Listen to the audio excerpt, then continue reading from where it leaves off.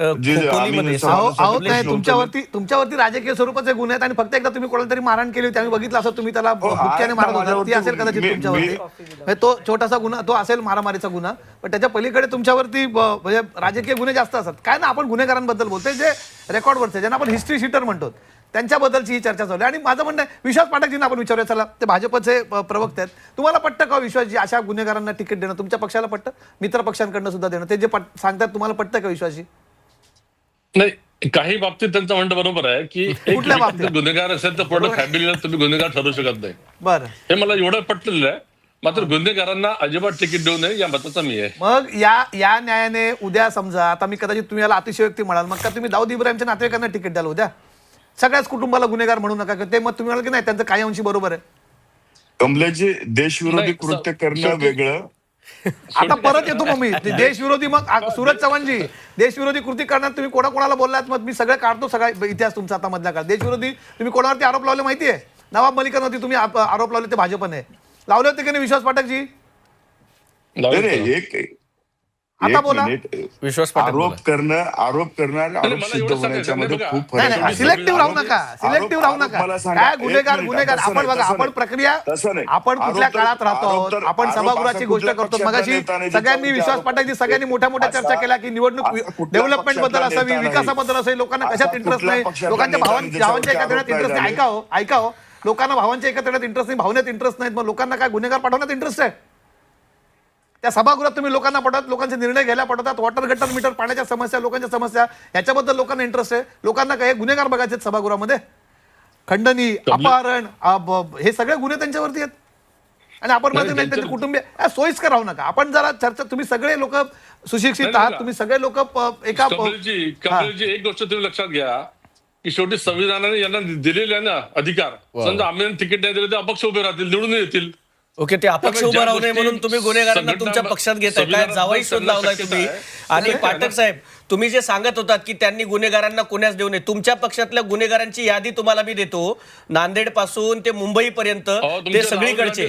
अहो, तुमच्या सुद्धा गुन्हेगारांची खूप मोठी यादी आहे. तुमची सुद्धा यादी आहे, खूप मोठी यादी आहे. सध्या गुन्हेगार आहे. तुमचे गुन्हेगार बघा तुम्ही. गुन्हे सगळ्यांवरतीच आहेत विश्वास पाठकजी. विश्वास पाठकजी, अनेक गंभीर गुन्हे सगळ्यांवरती आहेत. त्याच्यावर जाऊया नको आपण, त्याच्यावर जाऊया नको.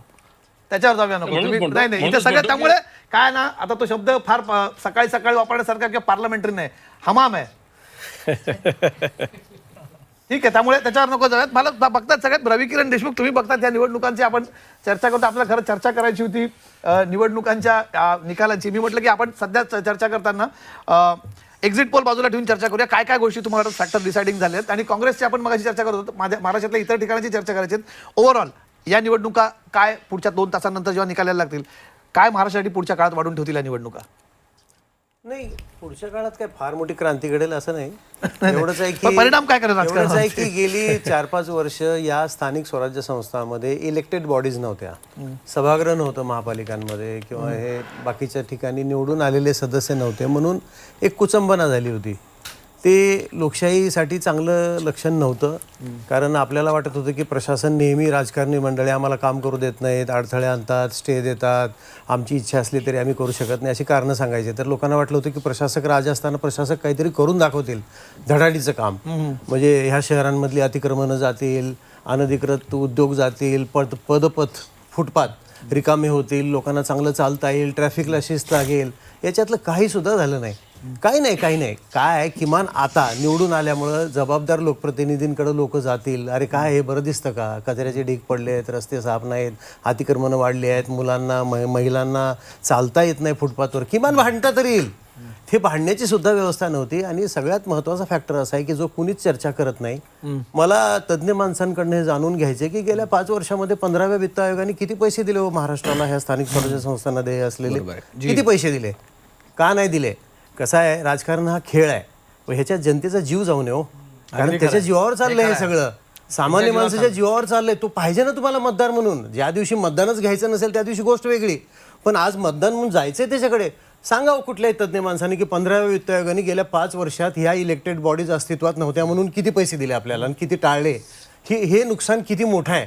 आज महाराष्ट्राकडची अर्थव्यवस्था कशी आहे याच्यावर आपण डिबेट करत नाही. आपण कॉस्मेटिक झालोय, नुसतं दिखाऊ स्वरूपावर सगळं चालू आहे आपलं, दिखाऊ.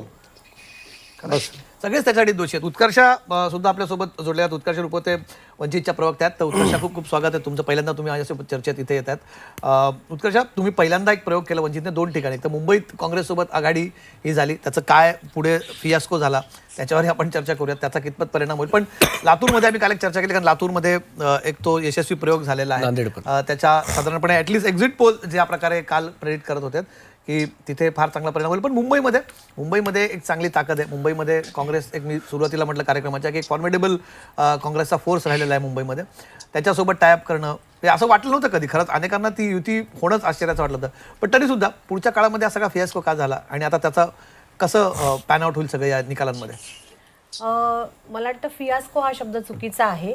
तर शेवटच्या मोमेंटला झालेली आघाडी होती, त्यामुळे बऱ्याचशा गोष्टी पुढच्या फेजला जाऊन आम्हाला कराव्या लागल्या. पण त्यातही कार्यकर्त्यांनी ग्रासरूटला एकदिलाने काम केलंय. ज्या नेत्यांना एकत्र येणं शक्य होतं, कारण वंचितची जी नेतृत्व आहे, बाळासाहेब असतील, सुजादादा असतील, अंजलीताई असतील, आमचे सगळेच प्रवक्ते इन्क्लुडिंग मी, आम्ही सगळे जेव्हा प्रचार करत होतो, आम्ही लिमिटेड टीम होतं. पूर्ण महाराष्ट्रभर फिरत असताना मुंबईमध्ये जेवढं लक्ष देणं शक्य होतं, सभा घेणं शक्य होतं, ते केलेलं आहे.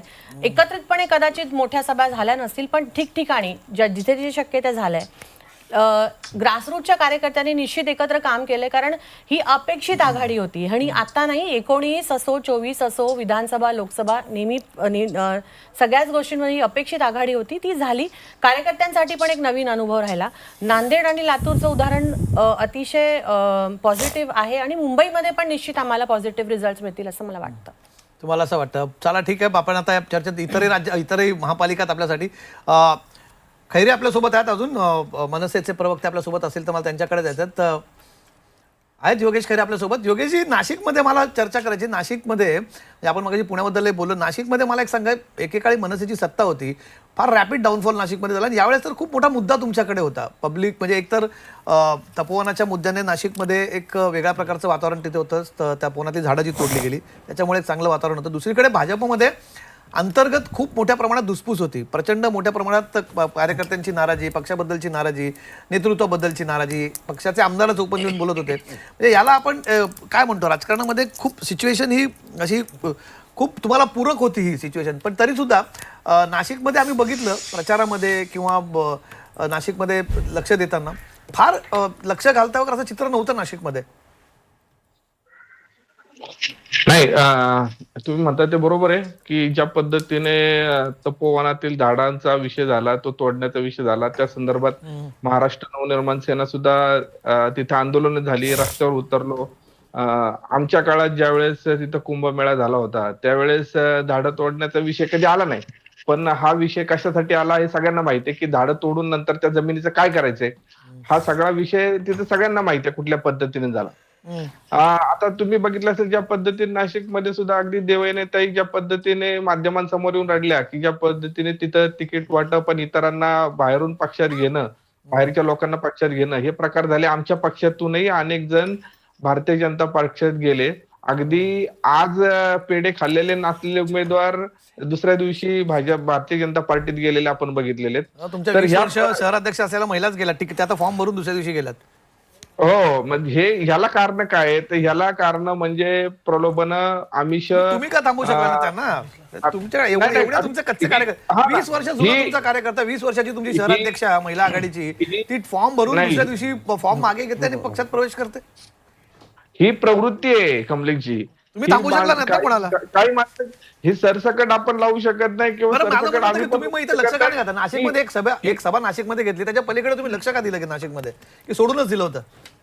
नाही, आता तुम्ही बघा, ज्या मुख्य सभा झाल्या मुंबईमध्ये झाले, ठाण्यामध्ये झाली, नाशिकमध्ये झाली, तर नाशिकमध्ये सभा झाली याचा त्याला ज्या पद्धतीने प्रतिसाद मिळाला तिथे, त्या अर्थी तिथे ज्या मोठी सभा झाली, दोन्ही ठाकरे बंधू एकत्र आले, त्या अर्थी तिथे 100% लक्ष होतं त्या महानगरपालिकेवर. पण ज्या पद्धतीचं राजकारण तिथं ज्या इतर ठिकाणी जसं झालं तसंच तिथं पण झालं. इतर पक्षातली लोक घेणं, मग त्यांना प्रलोभन, आमिष, दागदकपक्षा, धमक्या, ह्या सगळ्या गोष्टी झाल्या. आणि या गोष्टीचं जे राजकारण ज्या पद्धतीने झालं त्या पद्धतीने त्या गोष्टी घडल्या आणि त्यामुळे सगळ्या गोष्टी पुढे आल्या त्या. बरं, ठीक आहे. तुम्हाला असं वाटतं म्हणजे ओव्हरऑल आपण बघताना किरण, नाशिकमध्ये इतरही आपण महानगरपालिका बघितला,